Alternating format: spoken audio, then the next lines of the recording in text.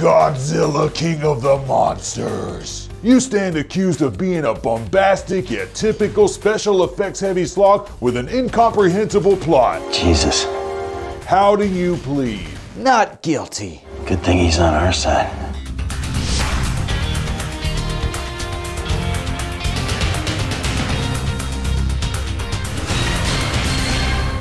If you don't know, kaiju is a Japanese term for a specific genre of giant fighting monsters. Thank you for the 5th grade history lesson. You're welcome, Your Honor. And anyone who goes to the theater to enjoy kaiju isn't going to watch Shakespeare. Just wait for it. They're going to watch giant fighting monsters. What did you just say? Yet somehow over half the critics on Rotten Tomatoes missed the memo and thought they were reviewing Scorsese because Godzilla King of the Monsters has a rotten score of 43%, which is just ridiculous. It's gonna be okay. Directed by Michael Dougherty, the man behind the cult horror films Trick or Treat and Krampus, Godzilla King of the Monsters has just about everything a true kaiju fan would want, and it's a way better movie than 43%. Let's get started.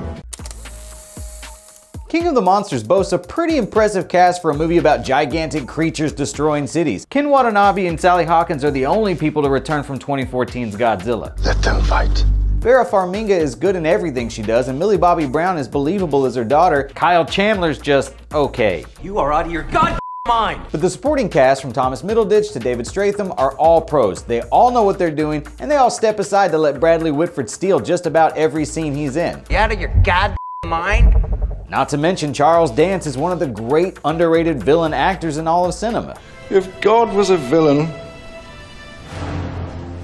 he'd be me. I can't praise King of the Monsters enough when it comes to its special effects. It's hands down the best part of the movie. You really believe that? Yes, I do. If you came here to watch monsters fight to the death, that's what you're gonna get. Yet Michael Dougherty brings the chaotic action to life with a colorful vibrancy and a beauty not seen before in a kaiju movie. Did you just make that up? Maybe you can't fully appreciate how beautiful this movie is without comparing it to Godzilla fights of yore.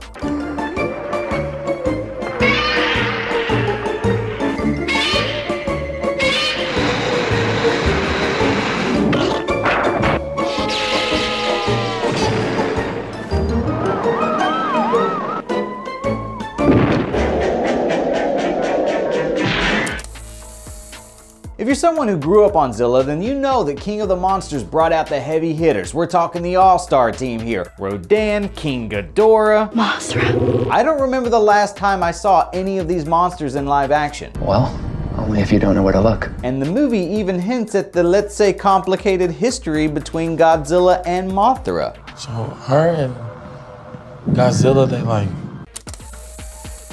Is Godzilla a good guy or a bad guy? That's the question. In the long, complicated history of Godzilla, he's always teetered back and forth. Oh, gee, I wonder why. Admittedly, it's hard to resonate with or feel sympathy for a giant radioactive lizard. But King of the Monsters is one of the better movies to explain how vital a role Godzilla plays in protecting humanity. And Dr. Serizawa's sacrifice to keep Godzilla alive is both heartbreaking and touching. These are not monsters. A lot of the criticism against this movie is that it comes up short on story and plot. You gotta be kidding. However, I honestly found that the human aspect of the storyline was both more plausible and more endearing than just about every other monster movie I've ever seen, including the Pacific Rim movies. That's not possible. Emma's entire rationalization of the monsters being great equalizers, these sort of Earth's protectors from the destruction caused by humanity, isn't all that far-fetched. I'm sorry. Now go watch Godzilla King of the Monsters, you know, the movie before he gets his ass whipped by Kong. What are you doing, dude? All jokes aside, you can find me on Twitter at Chris Killian or on Instagram at CK Comedy. If after all this you're still watching, thanks for watching.